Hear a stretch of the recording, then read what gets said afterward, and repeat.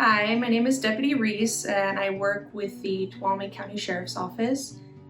Domestic violence calls are some of the most dangerous calls that we respond to as law enforcement officers. There is a lot of emotion and passion in these situations. We take serious caution when dealing with these situations.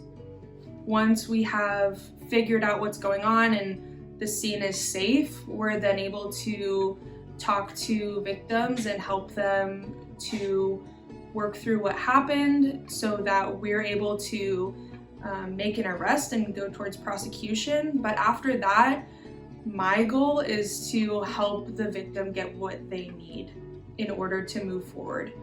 I see that a lot of times housing is an issue. I know housing right now is extremely hard to find in our county, affordable housing that is, and it's hard for me, it's hard for people of all walks of life. It's hard for nurses, it's hard for doctors, it's hard for people who are currently homeless.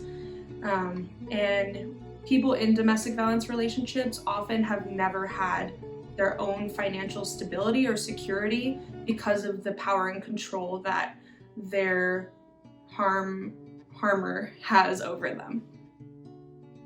And it's hard for some people to leave behind their pets, all their belongings, and move out and find somewhere else to live, especially in crisis. When you're in crisis, everything's harder. So all these things build up, make it extremely difficult for someone to leave.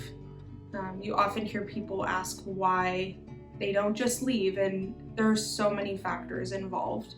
Another thing I wanted to bring up when it comes to domestic violence situations and how it impacts our community is not only the trauma, the emotional hardship, but there's also the financial hardship of this.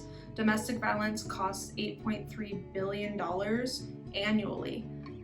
When people aren't able to communicate with each other, that often causes these situations. People become frustrated and they turn to violence. And if people could learn how to communicate and learn how to avoid harming each other, we could be putting that money towards things that could help better our community and strengthen our community and make things like affordable housing a much more feasible option.